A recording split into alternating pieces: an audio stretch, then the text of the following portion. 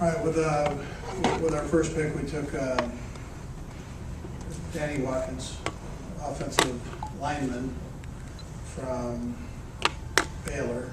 And Danny, I know there's been a lot of things said about Danny's age and so on, but we felt Danny was as good a football player as there was in the draft. I know it's not a glamour position, but it's a position that is very crucial in this sport. We wanted to make sure that we maintained a strong offensive line. We lost a few veteran offensive linemen over the last couple of years, and we wanted to make sure that we continue to build that line to be the strongest in the National Football League. And this is a step forward. Danny played left tackle at Baylor, was very productive there, and he'll bring a toughness, which I know the city of Philadelphia they thrive on that. He brings a toughness and a blue collar attitude to that offensive line. He had been a fireman, and that delayed his years of football there for a bit, and so he's 26 years old, will be 27 during the season, and really that wasn't a factor to us. For whatever he didn't play, his body hasn't gone through that beating up process that takes place when you're playing football, and so his clock started a little bit later with this sport. He'd been a hockey player and a rugby player, but again, when he stepped on the football field, he took to the game and has just been so productive. And you take the best defensive end in the draft, or outside linebacker, however you want to look at the draft pick that Denver took from Texas A&M. He had great film against him and played a heck of a game against him. So, and that was just one of many great games that just happened to be one of the better players in the draft. So, what you see is just a heck of a football player, and both in the run game and the pass game. I can't tell you how happy we are to be a part of our program here. What did your first half finish, Sykes? Well, we had hoped he was going to be there. People have him all over their draft boards and with all these pre-draft mock drafts. So we were hoping that he would be there, and we knew how people looked at him around the league and what kind of quality they thought he was. So again, we feel very fortunate to have him. We had our eye on him right from the beginning. So. Will he compete at right guard? Is that the plan right now? Well, this is a nice thing about this is Ruben, is that he started left tackle, and he went to the Senior Bowl and played both guard positions, and so that gives us some flexibility there. We want to move people around, we can move people around, but he can step in a right guard, he can play right tackle, even though he didn't do it there. And like we do with all our linemen, we'll probably teach him how to play center too. So, and he's that kind of an athlete where he can do that. And do you project him at guard or tackle? Right now, I'm looking at guard. I don't know what side though. I can't sit here and tell you, but I'm looking at him as a guard. But like I said, he can play any position you need him to play. Was character a big part of your decision? His character. Well, the thing Howie and I talked about, I think Howie's done a phenomenal job along with Ryan Grigson and really the scouts of finding these players that we've been looking at here in the draft, and we'll see more of them come off the board and become Philadelphia Eagles in the next couple of days. But this is a guy that is a tough guy. Now he's also a good football player, and he's got phenomenal character on and off the field. He's a class act, and but the thing that jumps out at you is he is a relentless worker and one tough nut, and I like that.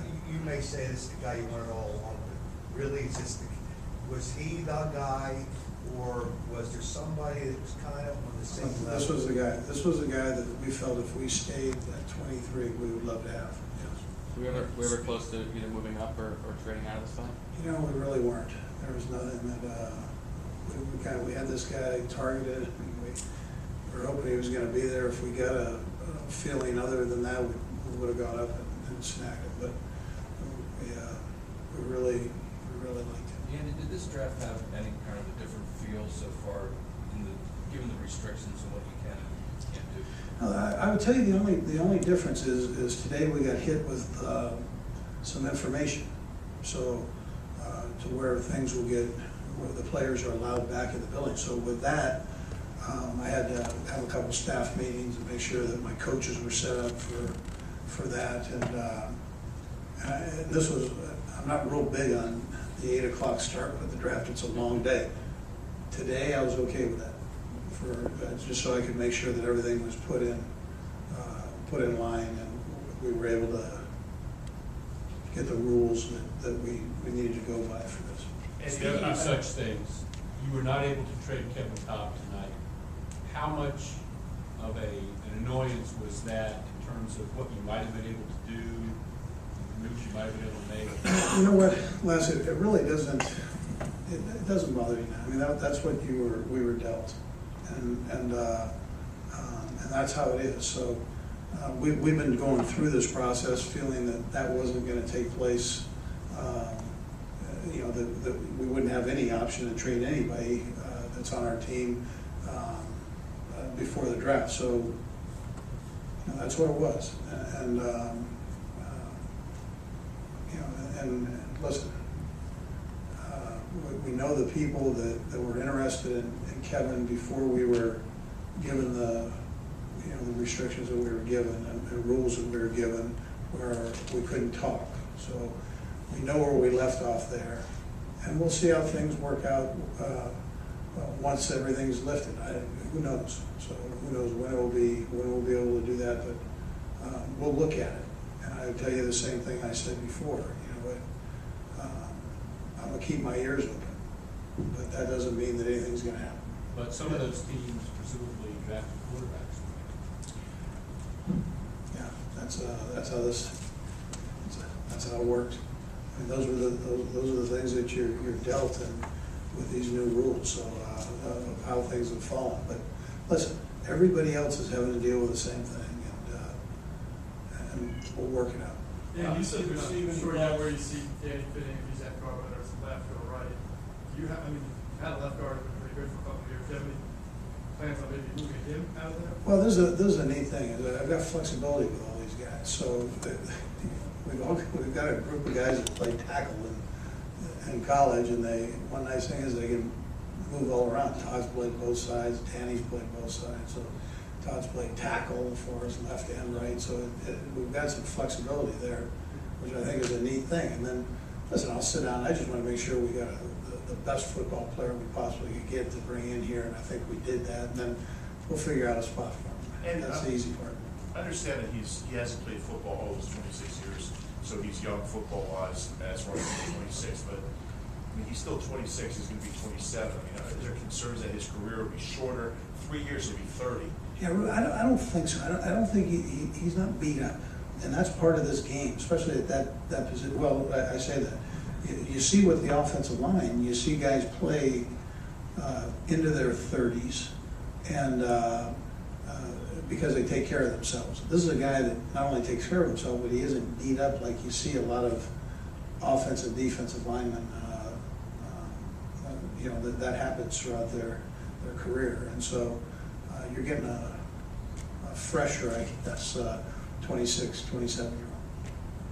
How much involvement did Howard Mudd have in the decision-making process, and what characteristics of Danny fits what he does? Well, the way this goes is how he really narrows it down for me, and then I look at I go through and look at them, and then by position, each coach goes through and they look at them and give us their evaluation of them. But Howie had this guy right from the get-go at the top. And this was a guy that he really wanted and liked. And so when I looked at him, I said, this guy's as fine a football player. Now listen, it's an offensive line, so he's as fine a football player as you have on the offensive line in this draft. And then Howard came back and he said the same thing. So Howard wasn't sitting there beating us over the head to take him, although Howard felt that this guy was just top quality player. And I think the guys who were down at the Senior Bowl, you saw that. I mean, you saw this guy go out and dominate in the one-on-one, just dominating the game. And it was a new position for him. It was the first time he played guard. He just, he lit it up. But that's what he's been doing all year. I mean, that's how he plays. I think he's got a lot of upside because he hasn't played that well. I do, yeah. No, I do. I think he has upside. I think he's pretty good though right now. But there's an adjustment that takes place when you come into pro football. And so they all grow, and to some extent, everybody grows a little bit more than others. But I would tell you that he's a pretty good player now. He knows how to play the game out in front of him with his arms, which is that's a big thing. Sometimes you have to try to train guys to do that. He already does that. He's very powerful in the core and very powerful on his jam. Those are hard things to teach, and he's got that.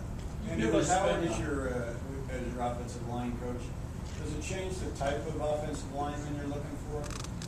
Well, honestly, I'd want to take a peek at him too. I want to like him. So that was good. This is one of those guys that you can't help but like when you look at him. I mean, he knows how to play the game, and I mean, it's not going to take a road scholar. So basically, everybody in this room, we could all figure that from this one. Because I never drafted a guy that you projected inside, offensive lineman you projected inside, anywhere near this high. Even Sean Andrews, you always saw as a tackle. Well, this guy can do that. He can step in and play tackle for you. So we'll just find the spot for him. Listen, I don't want to slam the door. I think he probably has more opportunity to play at a guard position than he does right now at the tackle position. But I'm going to tell you, he can step in and play tackle for you right now, and you'd have a heck of a football player. Because of all the things he's been doing outside of football, does that give him maybe a different level of maturity going into this specific? Yeah, I mean, how many guys bring their fire department with them to the draft? I mean, that's what he did. He brought the whole department down there, and they were up in the stands going crazy for him, and that kind of tells you the story. It's a unique situation. Is he fired up and appreciative of what he's been given here? Yeah, absolutely. And that's a refreshing deal. When you talk to him, you guys will see. We'll bring him in here tomorrow and let you guys have a chance to meet him, and I think you'll get a pretty good feel for him. Would you like him to start as rookie? I think he's capable of doing that. Yeah. No, I feel. Listen, now, you and I have talked before, but we always try to bring in guys that we feel are starters. You never really try to go into this thing and say, okay, I'm going to draft this guy to be a backup. So, and it might be the first year, it might be the second year, it might be the third year. I think this guy physically is ready to go. You mentioned that you had some things handed down the other day in regards to different rules and so forth. For coaches who like structure and schedule, it's a bit difficult to try and figure out what to do next and try and move on to. Well, this is what we did. We tried to prepare everything beforehand. So the mini camps and the OTAs and the off-season program, everything, we had it all ready to go. But you had to see what the rules and regulations were going to be, and then you didn't know when it was going to happen. So that's why we met. But the bulk of it was taken care of. It was just a matter of getting in touch with the players and making sure that they knew, and the times that the weight room's open, or the training room's open, and all the little things that you need to communicate to coaches and With the restrictions lifted, have you talked to Kevin Cobb? I have not today. Now Doug Peterson has. But what I did was, so there's no question here, I had all the coaches call their players and make sure that they hit the bullet points with them on when things needed to be done. So, You set a time for your rookie mini camp, your first mini camp. well, I'm not looking necessarily at this week, this next weekend, but probably the following weekend. So, and we'll just see how that goes. Derek will be able to get you that. But right now, that's where I'm leaning to. Next week. Okay, not a week from Not a week from Friday, Sunday. tomorrow, Middle of the month. but the following, yeah. What are your expectations for tomorrow as far as players coming in? Do you think you're going to win tomorrow and then work out? Yeah, really, the off-season program is gonna start on Monday for them, but tomorrow is a day that they can come in and we will have the weight room open for them tomorrow. But I think travels for a lot of these guys is gonna be a important thing to allow them to have some time here to get up. I think it's hard to just throw it right at them and say, listen, you gotta be here in 8 hours to get yourself going and rolling. And are you concerned about getting a lot of guys in though, because guys have told me that until certain things are cleared up, if they're still paying their own insurance out of their pocket, they don't know if they're gonna come in, because then what happens in the year? That's all gonna work out, that's all worked out. So listen, I think they'll be fine, as long as, you know, they're okay with that part. The insurance was taken care of, and I'm glad you asked that question, because now I can tell all, because I know they're listening right here. All right. Okay.